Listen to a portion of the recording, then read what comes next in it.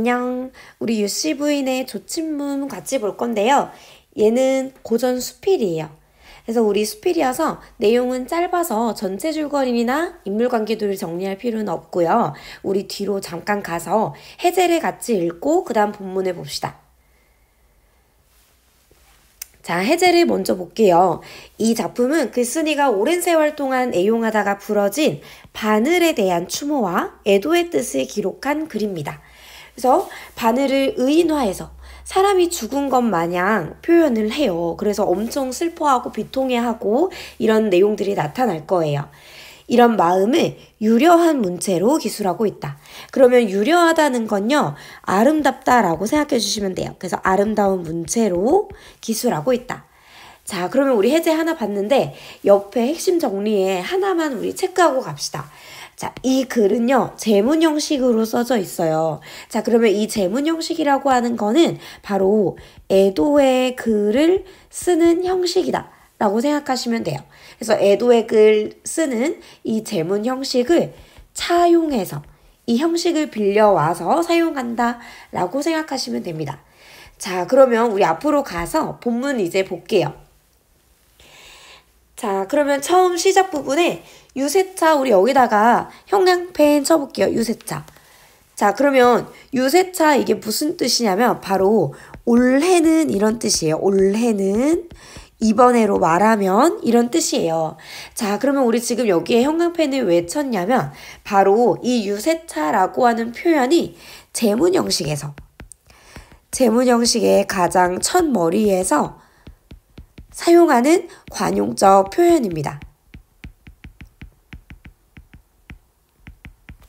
제문 첫머리의 관용적 표현으로서 올해는 이런 뜻을 가지고 있는 표현이에요. 유세차. 자, 모년 모월 모일에 미망인 모씨는, 자, 그러면 미망인 모씨가 나타나는데 이 미망인 모씨는 바로 글쓴이의 처지예요. 그러면 미망인이라고 하는 게 남편을 일찍 잃었다라는 뜻이잖아요.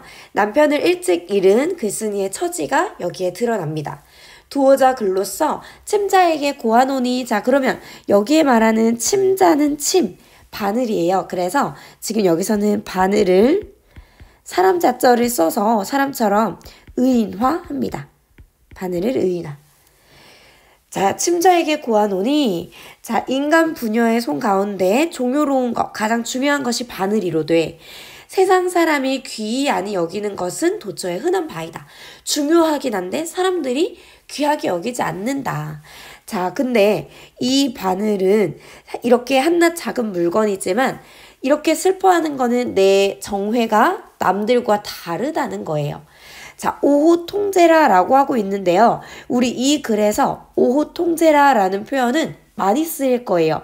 무슨 뜻이냐면 바로 비통하다 이 뜻입니다. 비통하다. 자, 그러면 오호통제라 아깝고 불쌍하다라고 하면서 자신의 감정을 영탄법으로 표현하고 있어요. 자, 그러면 우리 그 다음 내용 보면 손 가운데 얻은 지가 27년이 지났대요. 그래서 엄청 정이 깊을 수밖에 없겠죠. 자, 눈물을 잠깐 거두고 심신을 겨우 진정해서 너의 일대기 뜻이 나와 있는데 이거 일대기라고 생각해 주시면 돼요. 그래서 바늘의 일대기와 그리고 나의 회포, 내 감정을 총총히 적어서 연결하노라. 연결한다는 거는 영원히 이별하노라. 자, 그러면 우리 여기까지가 서사입니다. 우리 이 글은 수필이었잖아요. 수필의 글의 구성 방식, 서사, 본사, 결사를 따르고 있거든요. 그래서 우리 여기까지가 서사. 자, 그러면 서사에서는 어떤 내용을 다루고 있냐면 바로 지금 글쓴이가 왜 글을 쓰고 있는지 글을 쓴 동기를 밝히는 부분이에요. 자, 그러면 이번 부분 같이 넘어가서 볼게요. 연전에, 자, 그러면 연전이라고 하는 거는 몇 년 전에 이런 뜻이에요. 자, 그러면 어떤 부분부터 시작할 거냐면 바늘과 어떻게 만나게 됐는지부터 시작할 거예요. 몇 년 전에 시삼촌께서 동지상사로 우리 뜻 나와 있어요. 중국으로 사신을 보내는 건데 이 시삼촌이 중국 사신으로 다녀오면서 이 바늘을 사와서 친척들에게 나눠준 겁니다. 그때 처음 이 바늘이 만나게 된 거예요. 자, 그러면 세 번째 줄에 볼게요. 염분이 비상하여 너희를 무수히 잃고 부러뜨렸으되 오직 너 하나를 영구히 보존했대요. 그래서 지금 말하고자 하는 이 대상, 이 바늘을 오랫동안 보존을 했대요. 자, 우리 아래서 세 번째 줄 볼게요. 이번에 아래서 세 번째 줄이에요. 나의 신세가 방명하여 스라의 한 자녀가 없고 인명이 흉안하여 일찍 죽지 못하고 가산이 빈궁하여 침선의 마음을 붙였대요. 자, 그러면 우리 지금 이 부분도 마찬가지 글쓴이의 처지가 드러나네요. 자, 그러면 하나하나 봤더니 신세가 방명하다. 그리고 자녀가 없대요. 아까 남편이 일찍 죽었다 했잖아요. 자녀도 없고 일찍 죽으려 해도 죽지 못하고 그리고 하나 더 가산이 빈궁하대요. 가산이 빈궁하다는 거는 가난하다는 거잖아요. 그리고 침선. 침선에 마음을 붙여 침선은 바느질입니다. 자, 근데 우리 이 글을 전체적으로 읽어보시면요. 이 글쓴이는 비복이 있었어요. 비복이 있다는 거는 노비가 있다는 거거든요. 그러면 그 집안이 그렇게 못 살지는 않았다는 거예요. 그러면 여기서는 가난하다라고 하면서 자신의 처지를 과장하고 있습니다. 자, 그러면 이런 힘든 처지에 바느질의 마음을 붙였다라고 하는 글쓴이 처지가 드러나고 하나 더 형광펜 쳐볼게요. 널로 하여 시름을 잊고 생애의 도움을 적지 아니하였더니. 자, 그러면 이런 힘든 처지에 바늘로 하여금 시름 걱정을 잊었었고 생애의 도움도 얻었대요. 그래서 이게 바로 바늘의 용도입니다. 그래서 바늘의 용도 1번이라고 표시할게요. 자, 그러면 우리 3번 부분 이어서 볼게요. 자, 그러면 3번 부분에서는 추모의 감정이 가장 고조되는 부분입니다. 자, 그래서 처음 시작부터 아깝다, 바늘이여, 불쌍하다, 바늘이여로 시작하고 있어요. 너는 미묘한 품질과 특별한 재질을 가졌으니. 자, 그러면 이제 이 바늘의 품질과 재질에 대해서 이야기를 할 건데 여러 개 얘기할 거예요. 우리 번호를 좀 매기면서 볼게요.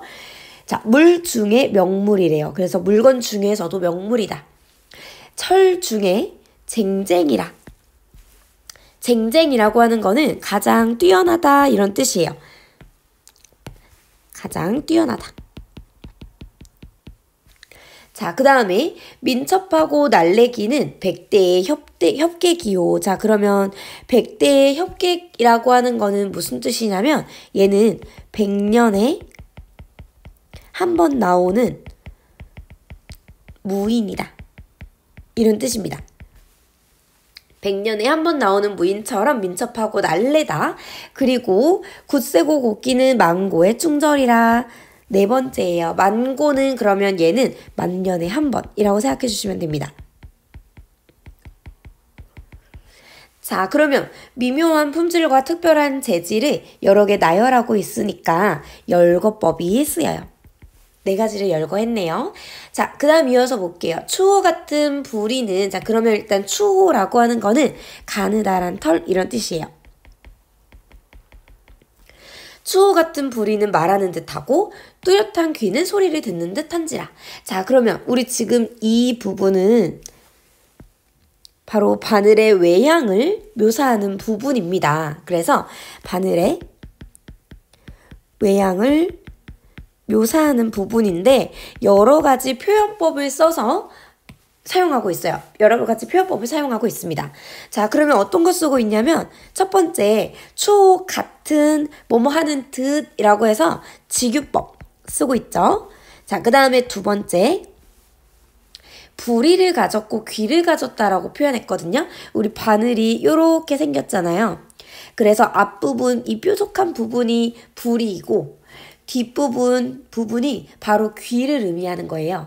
그러면 부리를 가졌고 귀를 가졌다. 살아있는 것처럼 표현하고 있기 때문에 화류법이 쓰입니다.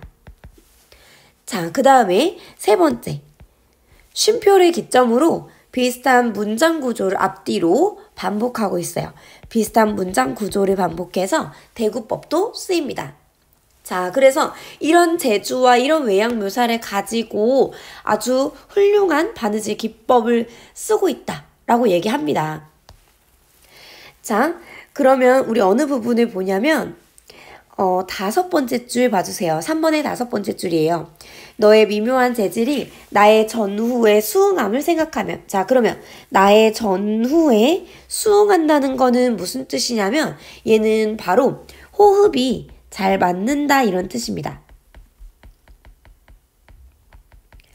우리도 펜을 쓸 때 글씨가 예쁘게 써지는 펜이 있고 잘 못 써지는 펜이 있잖아요. 그런 것처럼 이 글쓴이는 이 바늘과 호흡이 정말 잘 맞았대요.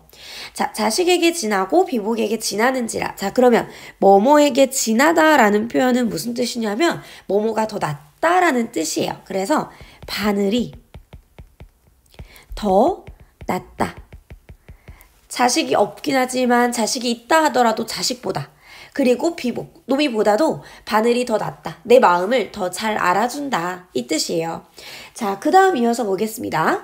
천은으로 여기부터요. 묶을게요. 어디까지냐면 오색으로 파란의 노아 여기까지예요. 자, 그러면 지금 이 부분은 자기가 아끼는 바늘을 위해서 바늘함을 만들었다라는 건데 바늘함을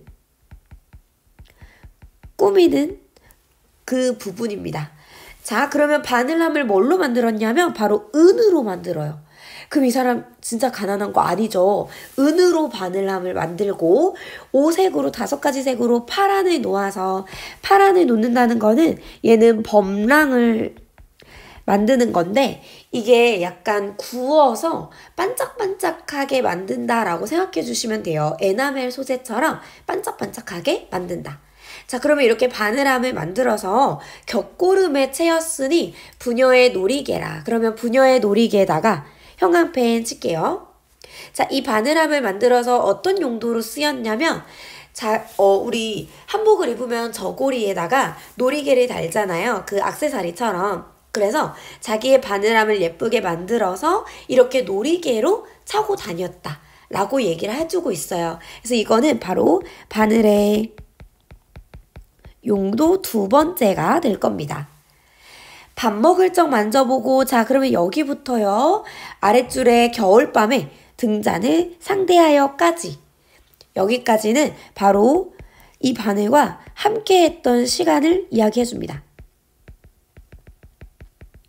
그래서 밥을 먹을 때도 잠을 잘 때에도 여름에도 겨울에도 항상 함께 했다. 그래서 여기도 마찬가지 대구법을 통해서 이야기를 해주고 있고 이어서 볼게요. 누비며 호며 감치며 박으며 공그릴 때 이거는 뜻은 몰라도 돼요. 그냥 다 바느질 기법들입니다. 이런 여러 가지 바느질 기법들을 사용할 때 그러면 여기서는 또 열거를 하고 있네요. 자, 복미를 두르는 듯 수미가 상응하고 엄청 바느질이 잘 되었다. 이런 의미예요. 자, 이 생에 100년 동거를 하려고 했더니 오호애제라 통제라 똑같죠. 바늘이요. 자, 그러면 우리 여기까지 3번까지가 바로 본사 내용이에요. 자, 그러면 본사에서는 어떤 내용을 얘기한다고 했냐면 바로 바늘의 행장. 우리 아까 행장이라고 하는 단어는 일대기라는 뜻이었어요. 바늘의 행장과 그리고 작가의 심을. 작가의 마음. 자, 그럼 우리 이제 4번으로 가봅시다. 금년 10월 초십일 술시에 자, 그러면 지금 구체적인 시간도 이야기를 해주고 있어요. 오후 7시에서 9시쯤이에요. 이쯤에 희미한 등잔 아래에서 관대깃을 날다가 그래서 이거는 벼슬의 관복입니다. 관복의 깃을 바느질을 하다가 무심한 와중에 작근동 부러졌대요. 자, 그러면 작근동이라고 해서 우리 음성 상징어가 쓰입니다.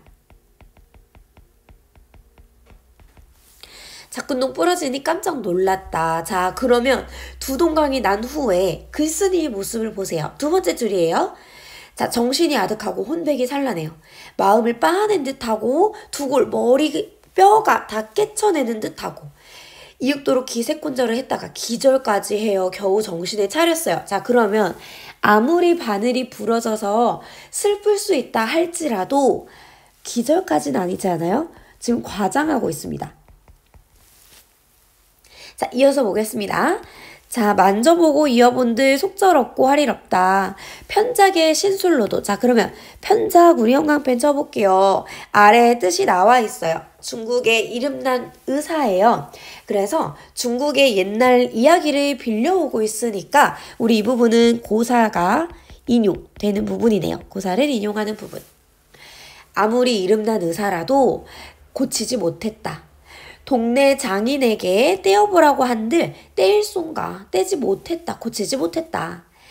한 팔을 베어낸 듯 한 다리를 베어낸 듯한 고통에 휩싸여요. 자, 그러면 여기도 일단 첫 번째 쉼표를 기점으로 비슷한 문장 구조 대구법이 쓰이고, 그 다음에 두 번째 바늘이 부러진 후에 자신의 고통을 과장해서 표현하죠. 그래서 여기도 과장. 자, 내가 삼가지 못한 탓이로다. 그래서 내가 더 신경 쓰지 못했다라고 하면서 자책하는 부분이네요. 자, 무죄한 너를 마치니. 자, 그러면 여기서 마치니라고 하는 것은 부러뜨리니 이런 뜻이에요. 죄가 없는 너를 부러뜨리니 백인이 유아이사라. 자, 요것도 아래 뜻이 있습니다. 백인이 나로 말미암아 죽었네. 그래서 제 자신의 책임이 있다라는 거를 드러내거든요. 그래서 여기도 우리 중국의 고사를 인용하는 부분입니다. 자, 누구를 하나면 누구를 원하리요. 자, 그러면 우리 여기 밑줄 그어볼게요. 이거랑 관련된 한자 성어 많이 나오는 게 있어요. 바로 수원, 수구. 누구를 원망하며 누구를 탓하랴 라는 뜻입니다. 자, 그러면 우리 이제 마지막 부분 형광펜 쳐볼게요. 자, 후세에 다시 만나서 평생 동거지정을 이어 백년고락과 일시생사를 한 가지로 하기를 바라노라. 자, 그러면 여기에 한자 성어들이 여러 개 쓰이잖아요. 우리 요거 좀 표시를 해볼게요. 동거지정, 같이 살면서 느끼는 감정, 그리고 백년고락, 100년을 함께 살면서 힘든 일이고 즐거운 일이고 함께 하는 거, 일시생사, 한시에 살고 한시에 죽는다 라는 뜻인데, 자, 이 한자 성어들은 모두요 다 부부 사이에서 사용하는 한자 성어들이에요. 부부 사이에 쓰는 한자 성어들. 자, 그러면 이제 이 글쓴이가 왜 그토록 바늘의 죽음을 이렇게까지 슬퍼했는지, 왜 이렇게 과장했는지가 드러나요. 자, 왜냐면 우리 아까 처음 시작에 글쓴이의 처지 기억나시나요? 남편을 일찍 잃은 미망인의 처지였어요. 그래서 이 글은 남편의 죽음, 즉 사별의 그 슬픔을 바늘을 통해서 드러내고 있는 거예요. 자, 아래다가 적어볼게요. 사별의 하늘, 바늘에다가 의탁해서 표현하고 있다. 사별의 하늘, 바늘에 의탁해서 표현하고 있고, 자, 그리고 하나 더 표시해 볼게요. 우리 두 번째예요. 후세에 다시 만나자라고 하고 있습니다. 자, 그러면 다음 생에 다시 만날 거를 기억하는 거니까 이거는 우리 불교에서 말하는 윤회사상이 드러나죠. 다음 생이 있다라고 이야기하는 불교의 윤회사상이 드러납니다. 자, 그러면 우리 여기까지 가요. 바로 결사 부분입니다. 자, 그러면 결사에서는 글쓴이의 애도의 마음을 표현했고, 애도의 마음과 그리고 후세를 기약했어요.